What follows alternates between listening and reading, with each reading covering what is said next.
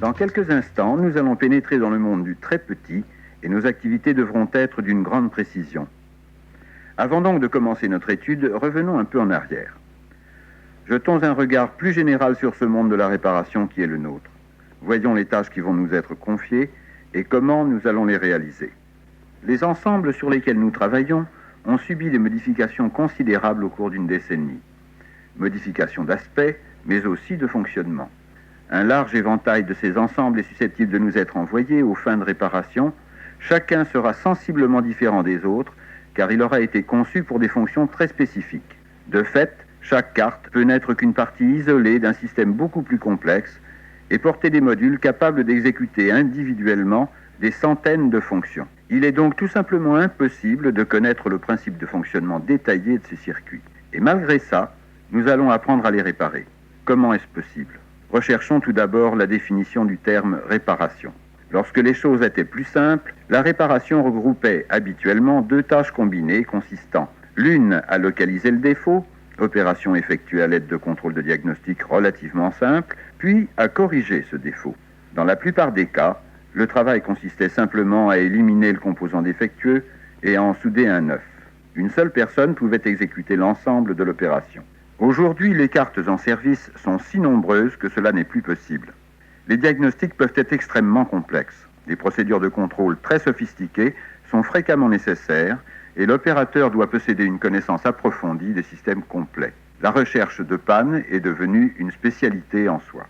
Dans ce cours, nous traiterons de ce qui se passe ensuite lorsque le composant défectueux ou le circuit endommagé ont été identifiés et qu'il est nécessaire d'intervenir physiquement sur la carte pour la replacer dans son état initial.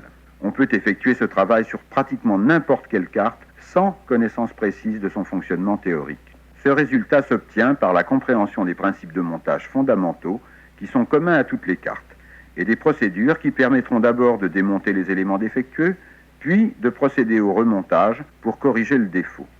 En fait, nous devons être nos propres ingénieurs d'application, parce que ce type d'opération comporte de nombreux processus et que ceux-ci doivent se dérouler dans un ordre bien défini. Comparons un instant notre tâche aux méthodes de fabrication.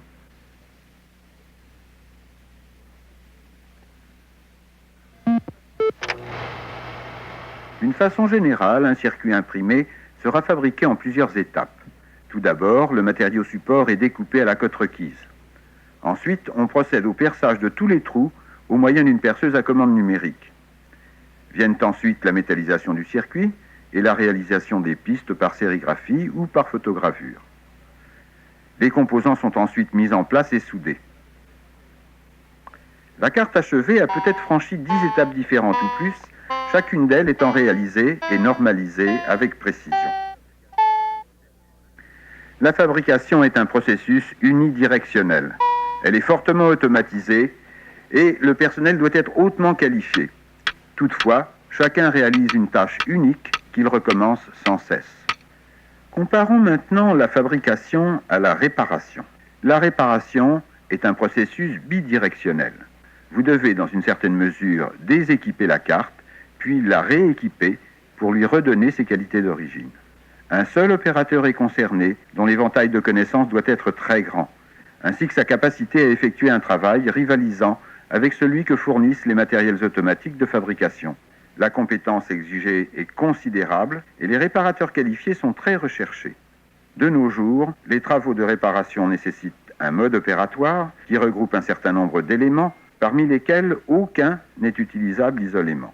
Notre système de réparation se compose de 5 éléments. Pouvez-vous deviner en quoi consistera le premier ? La plupart des gens penseront immédiatement à une installation de réparation et répondront « Tous les outillages sont à considérer en premier ». Savez-vous pourquoi ils ont tort ? Parce que les outillages ne sont pas intelligents. Si j'avais un de ces objets dans ma poche et si je le plaçais autour de mon cou, cela ne me transformerait pas en docteur. Ce n'est pas le matériel qui importe. C'est la personne qui est derrière, c'est vous, avec vos connaissances, votre savoir-faire et votre aptitude à les appliquer aux problèmes. Vous êtes le premier maillon de la chaîne et le plus important. L'élément suivant, c'est la définition des problèmes. En d'autres termes, quelle est l'étendue de chaque réparation ? Que faut-il faire exactement ?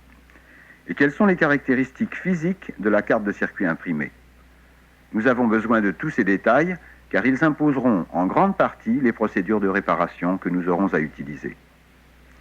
Et voici le troisième élément de notre système, les procédures particulières.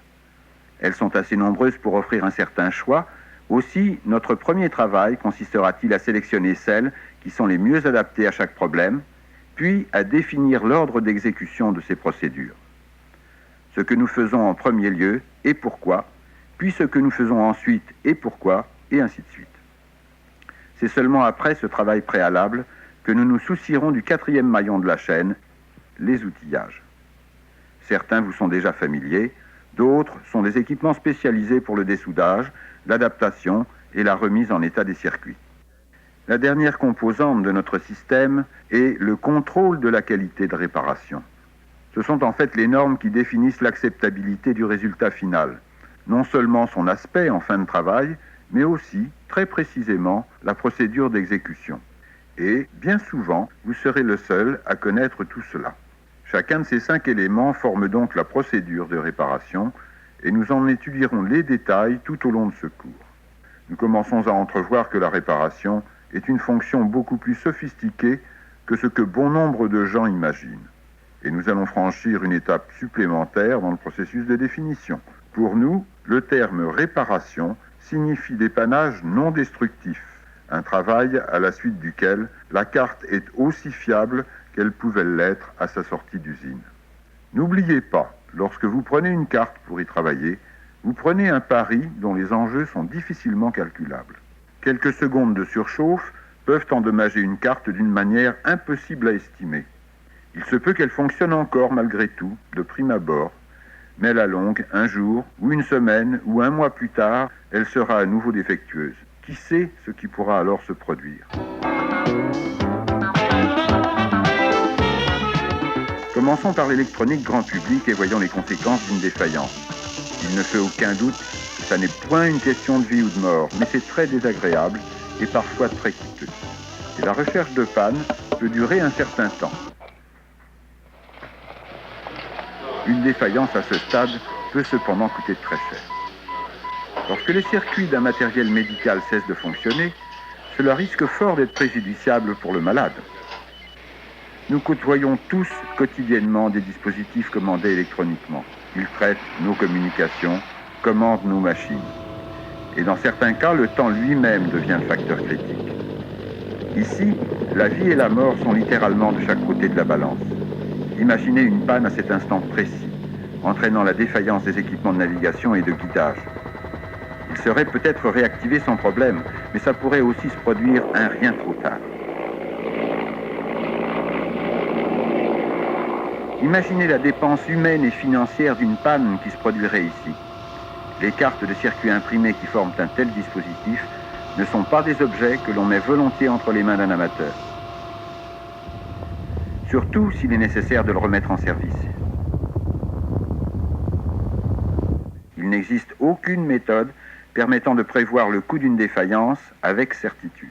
Par contre, ce dont nous devons être sûrs est que notre travail n'est pas à l'origine de la défaillance. Le contrôle de la qualité n'est pas quelque chose que nous pouvons confier à une autre personne parce que l'aspect d'un travail de réparation ne garantit pas que la fiabilité de la carte n'a pas été réduite.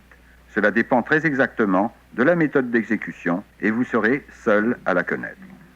Souvenez-vous bien, plus la carte est fiable à l'origine, plus elle sera endommagée par un mauvais dépannage. Ce cours est destiné à vous apporter les connaissances et le savoir-faire de base dont vous aurez besoin pour travailler sur la plupart des types de cartes. Voyons à présent quelle sera l'étendue du cours. Tout d'abord, nous étudierons les principes fondamentaux de construction communs à toutes les cartes. Nous apprendrons les divers types de matériaux de base employés et nous étudierons la nature des circuits avec les pastilles, les pistes et les plans de tension. Nous verrons comment les composants sont montés et les types de joints de soudure utilisés. Et par-dessus tout, nous apprendrons à lire une carte, à analyser les détails de sa construction, parce que c'est là le premier travail de tout dépanneur.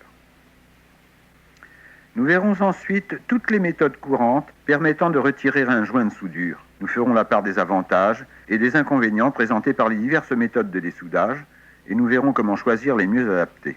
Nos options tiendront compte des caractéristiques physiques des joints de soudure et des forces qui entrent en jeu au cours du processus de dessoudage. Ensuite, nous étudierons l'enlèvement des vernis de tropicalisation. Ce sera souvent la première tâche du processus de réparation à laquelle vous serez confrontés.